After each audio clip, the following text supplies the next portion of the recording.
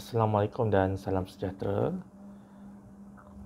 Okey, untuk hari ini kita akan masuk topik 6.2, Introduction to Basic Electrical Circuit. Okey, learning outcomes bagi topik 6.2, okey ada 6. Okey, tapi untuk kuliah hari ini kita hanya fokus pada bahagian A sahaja, iaitu describe the operation of the generation, transmission and distribution of electrical system. Okay, secara terperincinya, kita lihat LO-nya adalah describe the operation of generation, transmission and distribution, consists of generation sources, transmission distribution, primary and secondary, dan juga three phase and single phase.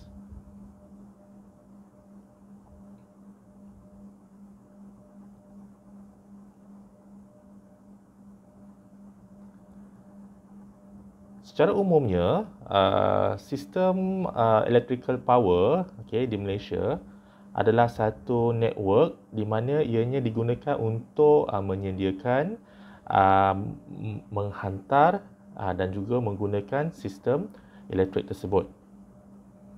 Di mana biasanya kuasa elektrik itu digunakan untuk membekalkan kuasa kepada domestic user, rumah-rumah, dan juga industri, kilang dan juga pejabat. Dan sistem tersebut kebanyakannya menggunakan sistem 3 fasa, three phase AC.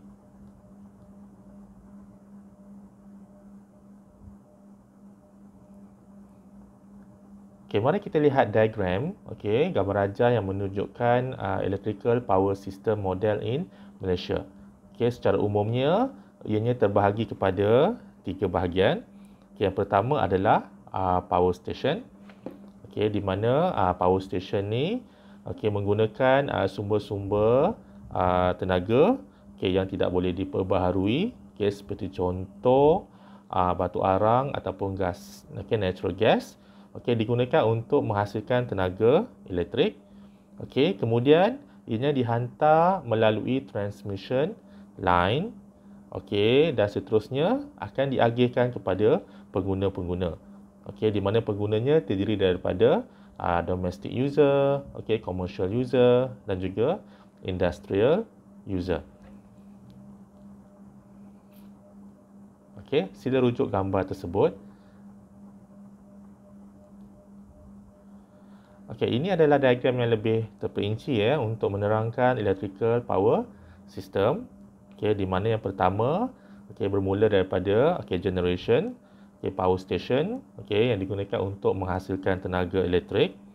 Kemudian voltan tenaga yang dihasilkan itu akan ditingkatkan, step up transformer, nilai voltan itu akan ditingkatkan, dan seterusnya akan dihantar melalui transmission line, dan ianya adalah high voltage. Seterusnya apabila sampai ke substation, tenaga tersebut akan diagihkan. Pertamanya dia akan sampai ke primary substation dahulu, di mana akan ada step down transformer, digunakan untuk menurunkan nilai voltan yang tinggi, dan dia akan diagihkan ke factory, kilang-kilang, yang menggunakan tenaga yang besar. Untuk rumah-rumah yang menggunakan voltan yang kecil, maka dia akan diagihkan ke substation yang kecil dahulu, untuk diturunkan lagi voltan. Kemudian barulah diagihkan kepada perumahan, rural transformer. Dia akan step down lagi, kepada single phase, dan seterusnya diagih kepada small consumer lah, seperti kedai-kedai, pejabat dan sebagainya.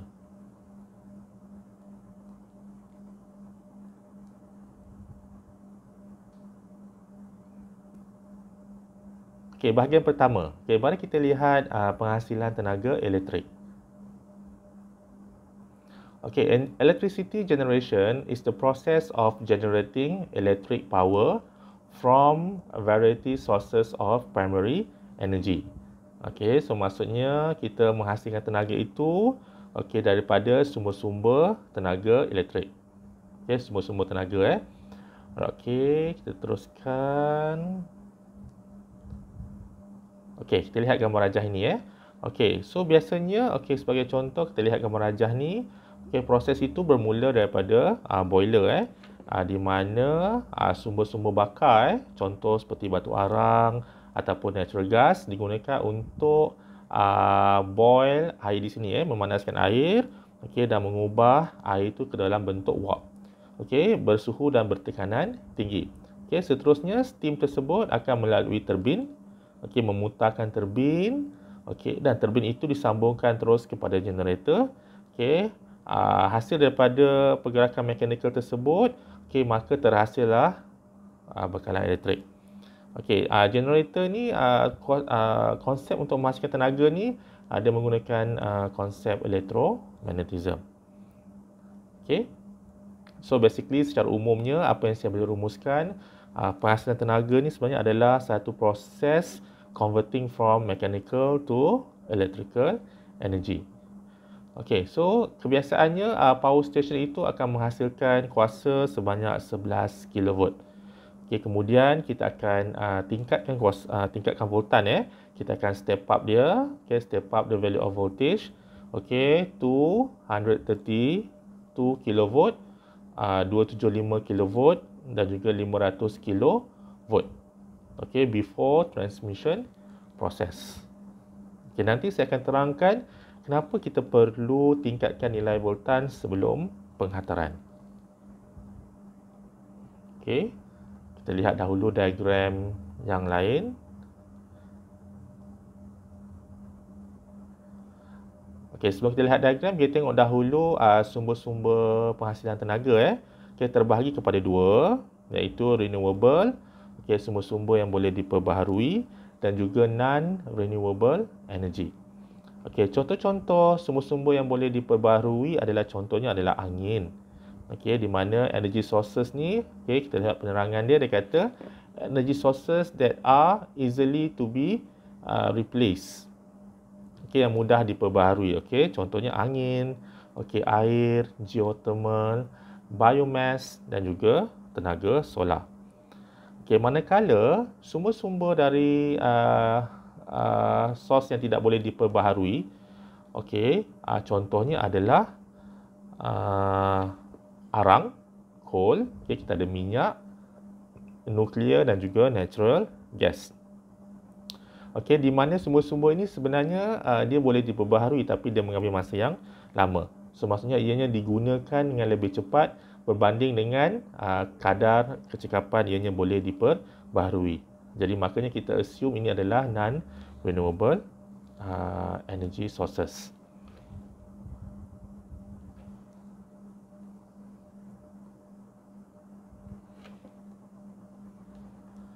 Di Malaysia, kalau kita lihat graf tersebut, 46% sumber tenaganya datang daripada batu arang. Manakala 39.7 daripada natural gas, 13.2 hydropower, empangan, 0.7% adalah daripada minyak dan renewable energy hanya 0.4%. Renewable ni hanya menyumbangkan sedikit sahaja.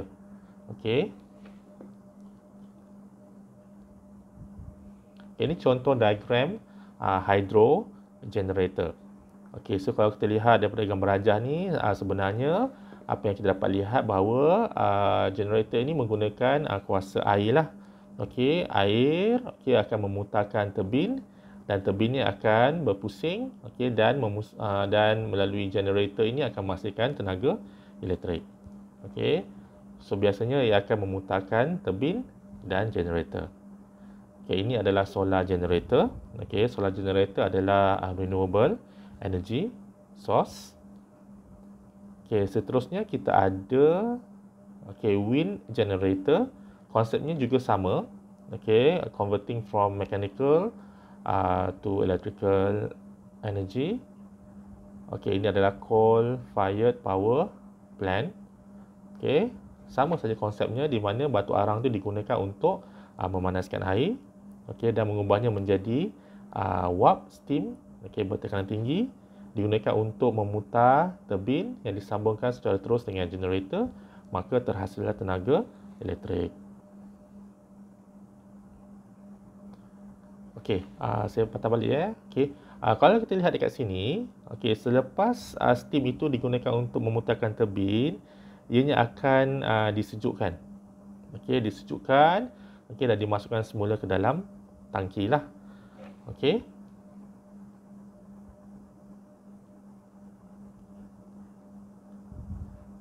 Okey, ini combustion turbine power plant yang menggunakan natural gas. Okey, seterusnya, okey, setelah kita menghasilkan tenaga, okey, di mana kita power station tu menghasilkan tenaga sebanyak 11 kV, maka untuk menghantar, okey, transmission ni, okey, makanya kita kena step upkan dahulu nilai voltage kepada 3 nilai voltan lah. Okey, kita ada 132 kV, 275 kV dan juga 500 kV. Okey, tujuan utama kita meningkatkan nilai voltan itu adalah untuk mengurangkan nilai arus, maka secara tidak langsung dia akan mengurangkan kehilangan tenaga semasa penghantaran. Okey, National Grid Networking in Malaysia, okey, biasanya dia membawa nilai voltan 132 kV, 275 kV dan 500 kV. Okey, so untuk pengetahuan semua, okey, di Malaysia transmission line untuk 500 kV adalah sepanjang 522 km. Okay, manakala untuk 275 kV ianya adalah sejauh 73 km.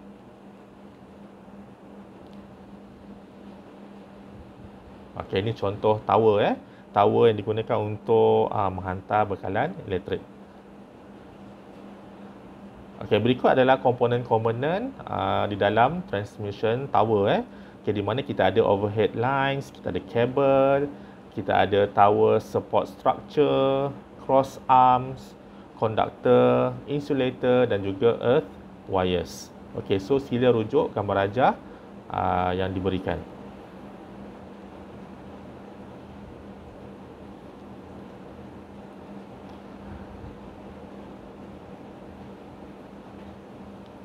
Okey, ini type of pylon towers. Okey, di mana untuk voltan tertentu ni bentuk tower tu berbeza-beza. Okey, contoh ni 132 volt kilovolt, ini bentuk towernya. Okey, ini 275. Okey, kalau untuk 500 tiada So, untuk 500 bentuknya lah seperti ini. Okey, sama lebih kurang seperti 275 kilovolt. Okey, ataupun pelajar-pelajar boleh Google untuk melihat bentuk-bentuk tower. Okey, sekarang kita masuk kepada distribution. Okey, pengagihan. Okey, pengagihan itu diagihkan daripada substation kepada consumer. Okey, apabila substation ni, distribution substation ni menerima voltan daripada transmission line, sama ada 132 kV, 275 dan juga 500, ianya akan diturunkan nilainya melalui transformer, step down transformer. Dia akan turun kepada 33 kV dan juga 11 kV. Kemudian dia jumpa lagi substation yang lain, dia akan turun lagi sehingga 230 hingga 400 volt. Okey, di mana 230 volt ni adalah single phase dan 400 volt adalah three phase. Okey, kebanyakan proses ini menggunakan kabel di bawah tanah. Okey, dan juga overhead kabel. Okey, distribution system divided into three distinct subsystems. Okey, kita ada distribution substation, primary distribution dan juga secondary distribution.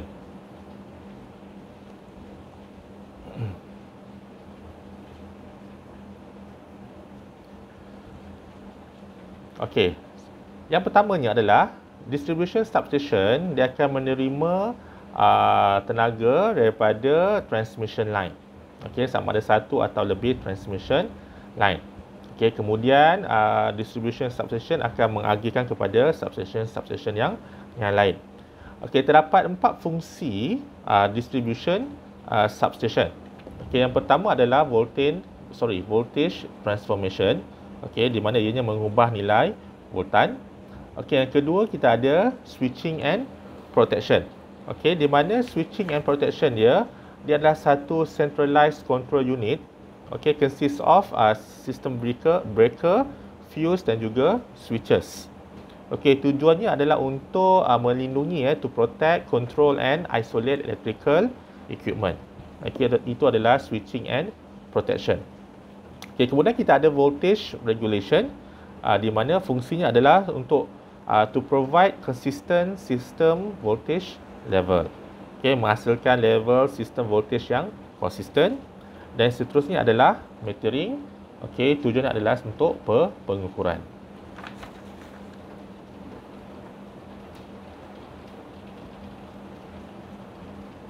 Okey, kita tengok pula primary distribution system.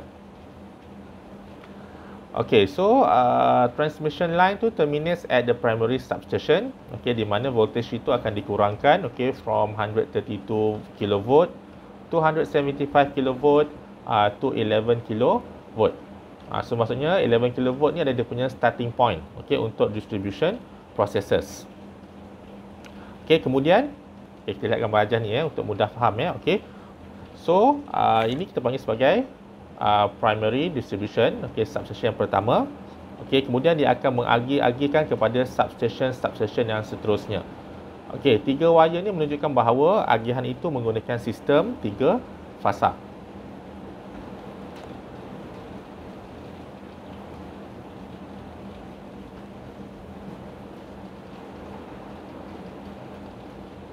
Okey, secondary distribution system. Okey, daripada 11 kV ni, okey, dia akan delivered to another substation, di mana dia akan kurangkan lagi menjadi 400 volt ataupun 230 volt.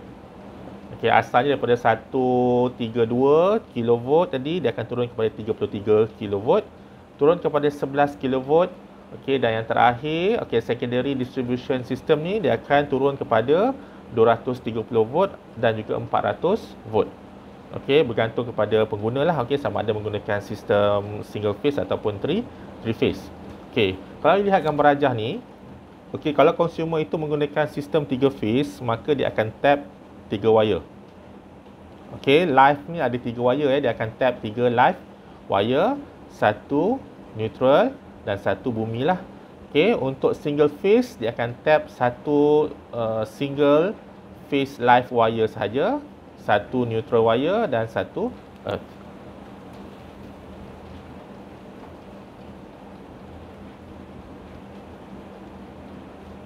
Okey, ini gambar ajar yang sama seperti tadi Okey, single phase dengan three phase.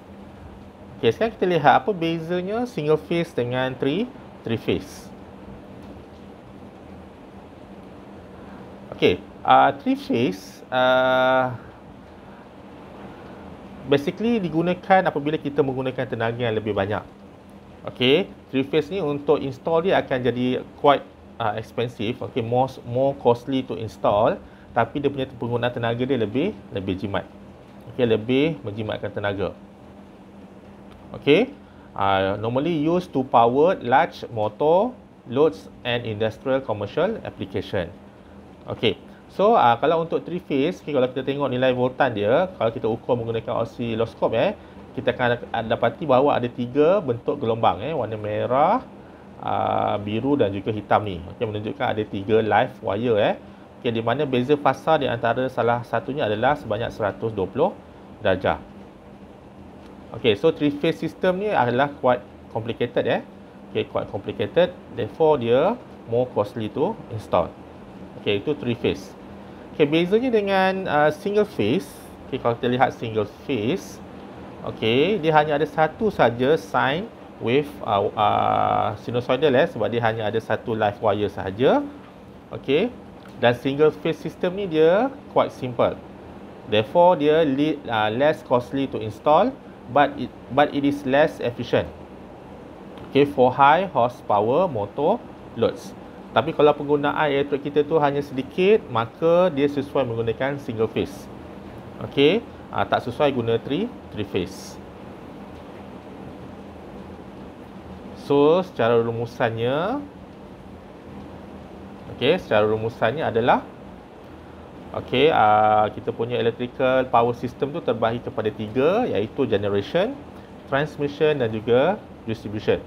Di mana from generation dia menghasilkan tenaga sebanyak 11 kV. Kemudian kita akan step upkan kepada 132, 275 ataupun 500 kV untuk proses penghantaran. Kemudian dia akan berjumpa dengan primary substation. Dia akan turun kepada 11 kV. Dan seterusnya daripada 11 kV dia turun kepada single phase ataupun 3 phase. Dan seterusnya diagihkan kepada pengguna. So itu sahaja untuk hari ini. Sekiranya ada masalah ataupun kurang fahaman mengenai topik hari ini, boleh rujuk kepada pensyarah masing-masing. So itu sahaja daripada saya. Assalamualaikum dan salam sejahtera. Terima kasih.